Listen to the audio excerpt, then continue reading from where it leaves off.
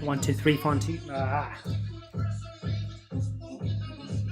Yo, guys, who's watching? I wonder if you can hear me even. If you can hear me, just comment, please. Just want to make sure that the audio and the sound is good. Maybe it's too loud. I don't know. What if I did this? Okay, so there's still background music, I guess, but it can still probably hear me. I will have to test that later on, I guess, in the recorded version of it.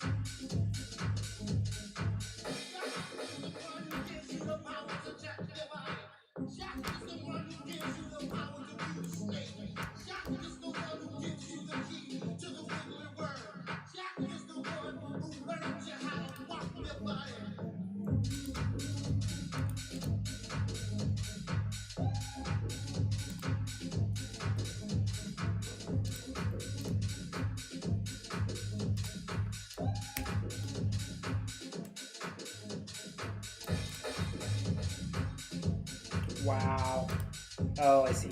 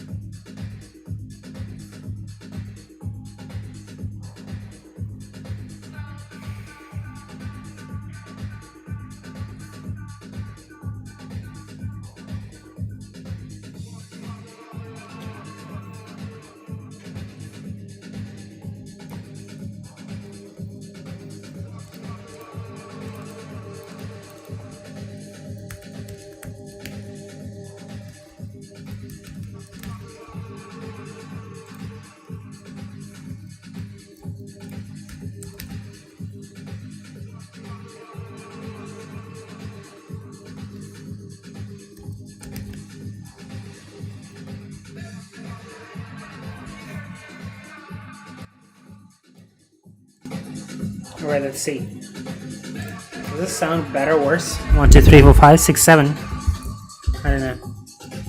Hope it sounds well. Probably doesn't.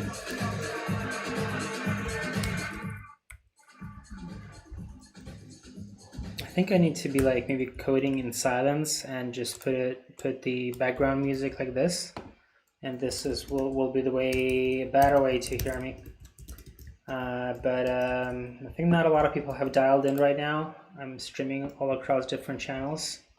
We're on Facebook, we are on Periscope, we are on Twitch. Where's everybody? Make sure to comment, like, and subscribe. All right, let's see. So today we're working, what are we working on? We're just cleaning up the database, and drinking some Prosecco. Cleaning up whatever like duplicate entries that for some reason creeped in. Yeah, so I have like the script that's running and that is cleaning up all the mess that I myself created.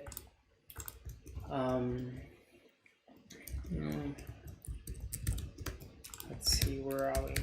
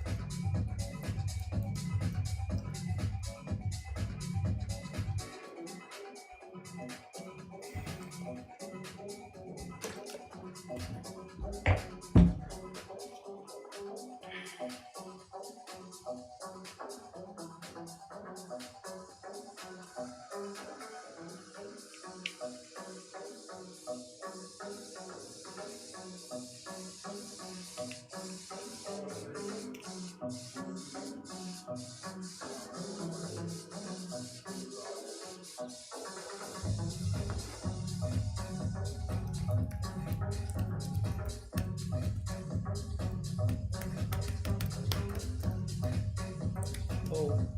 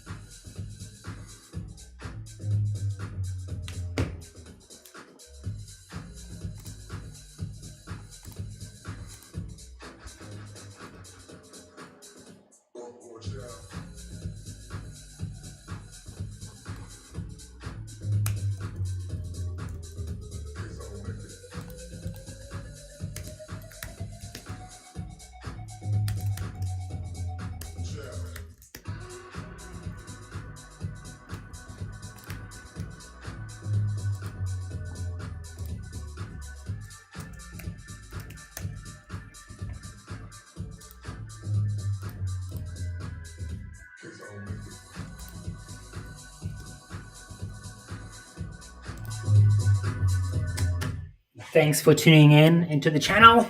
Thank you. Thanks for paying attention. I wonder if you can hear me. Can you guys hear me? Chi, thanks Chi for joining. Can you hear me? Let's see. Please comment. Please comment. Comment below. I'm gonna be typing. Can you still hear me? One response.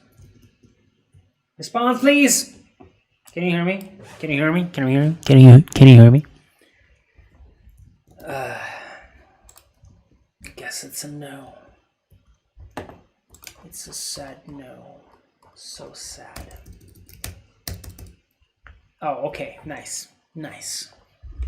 Welcome to the channel where we program some programming stuff and make 0 sense. Thanks for tuning in today. Alright, what's going on here? We do not know ourselves what's going on here today, but we shall still continue. Alright. Prosecco has finished. 0 Prosecco, no more. I see nothing. Very sad, very sad. No Prosecco. But it was good while it lasted. Whoa, someone was trying to do something nasty here. This is terrible. Look at this. Select. They did this multiple times. Terrible people. Let's see if we can find...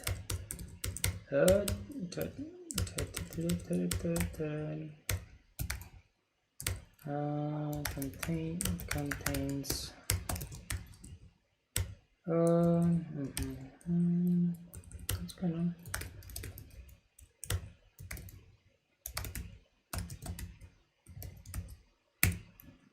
Will this work? No. I forgot. I don't remember. I don't even know how does I don't even know how does the querying language work inside Mongo. Location. How do I don't know. Doesn't matter. Maybe.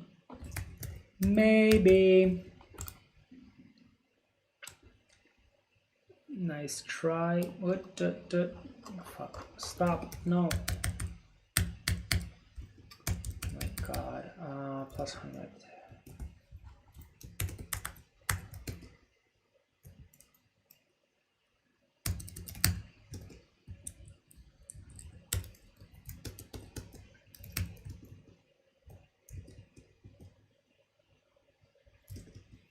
And is the music here audible as well? I can't tell. Let's see. Let's see what is my phone.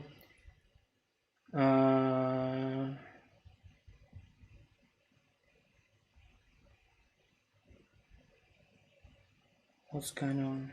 Oh wow! Total viewers. This is weird.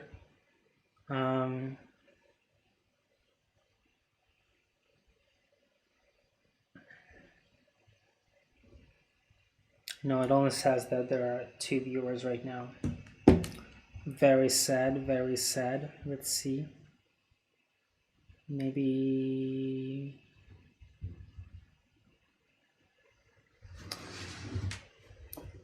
what's going on?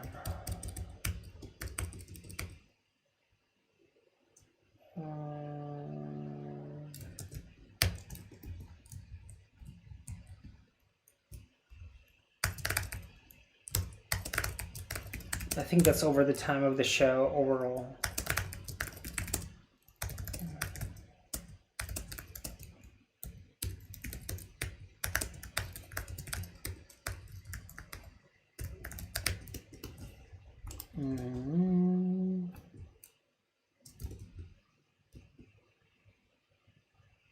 Well, at least my thing got faster, which is good. Plus 128.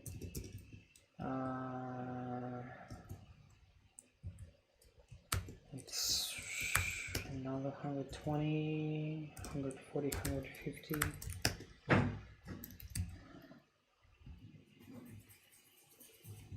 Let's see.